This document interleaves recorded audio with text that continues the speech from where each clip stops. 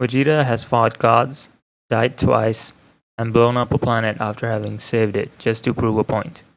But there's one crazy thing he's always had that's never been fully questioned: his hairline. Today, we're going to examine Vegeta's hair like it's on a real human skull and apply actual anthropometry to find out, could this thing exist on a real head, or is it outright biological impossibility? Here's the problem in plain terms: Vegeta's hair does two things at once that, in a real human, almost never happen together. Dead center right above his eyebrows, he's got an extremely low widow's peak. Just a few centimeters to either side, his hairline rockets upwards into these dagger-like recessions, like his temples aged 40 years while his forehead didn't get the memo. Well, in real humans, hairlines don't usually split their personality like that. So the question is it just anime exaggeration? Or does it actually break some anatomical rules? To answer that properly, you can't just eyeball a picture and go, yeah, that looks weird. You need something closer to forensic anthropology. So here's the process. Step 1. We pull an official front-facing art and skip anything mid-scream, because Super Saiyan hair physics are a whole separate crime scene. Step 2. We perform some rigorous measurements of his head and his hairline structure. So before we can get into that, we also need an approximation of what his head would look like without his hair.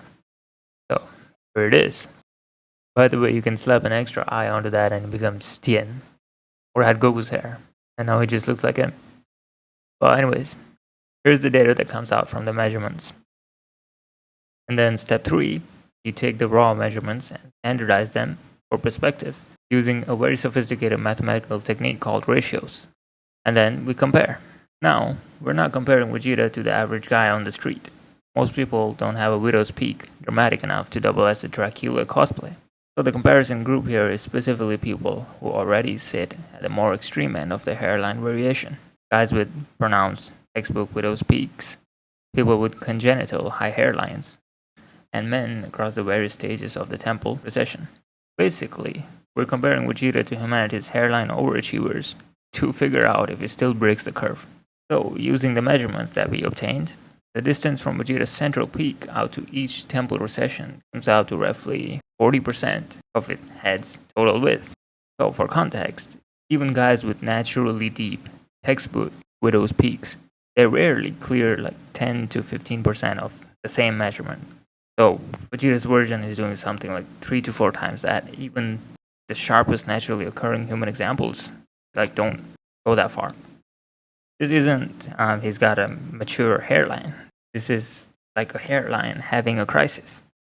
The angle of the widow's peak is also unusually sharp, around 59 degrees. Razor sharp compared to the broad, soft V-shapes you see in most pronounced real widow's peaks. Like he has a massive M on his head just naturally, and the extra M letter is just a label for reinforcing it. Some depictions of Vegeta are even more extreme, pushing the widow's peak angle even narrower and dragging the temple vertexes even higher than numbers we just walked through. These depictions of Vegeta exceed even the most extreme cases you can physically find on the internet. Which tells you something. Whatever Akira Toriyama and the animators who followed him were reaching for, they kept reaching further in the same direction. They did not try to tone it down and make his hairline more realistic, but continued to solidify that his extreme hairline is a natural feature of him. So, is it actually impossible? Vegeta's hairline? Possibly, but maybe not. And the reasons why are interesting. You see, hair doesn't grow wherever it wants. It grows where scalp tissue exists, and scalp tissue is bounded by real anatomy. Specifically, a sheet of tissue called the galea aponeurotica, which basically defines where scalp ends and forehead skin begins. And there is a real human condition correlating to this principle that gets surprisingly close to an explanation for Vegeta's hairline. It's congenital triangular alopecia. It's a real documented thing, a stable, sharply edged, bald patch at the temple that you're naturally born with, which never progresses and has nothing to do with balding progressions. In other words, real humans can have a fixed sharp, non-progressing temple pattern, but they just top out at a few centimeters, not actually what Vegeta's proportions suggest. And this is where him being a Saiyan might also offer explanations. In canon, Saiyan hairstyles are famously fixed from birth.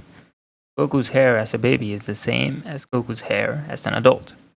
Their hair never actually recedes. It never goes through balding.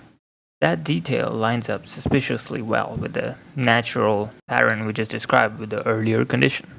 If Saiyan hair is a fixed genetic blueprint rather than something that grows and recedes over a lifetime, Vegeta's hairline stops being a scientifically impossible balding progression and becomes something closer to a naturally occurring, if extreme, birth pattern, with Saiyan genetics probably being a contributor to it. So, verdict time. Under strictly human biology, Vegeta's hairline is a statistical outlier, but it's probably not fantasy tier impossible. There's a real anatomical category, natural, fixed temple patterns. Vegeta's hairline could plausibly be an extreme version of, especially once you factor in that Saiyan hair doesn't play by the rulebook human hairs work with.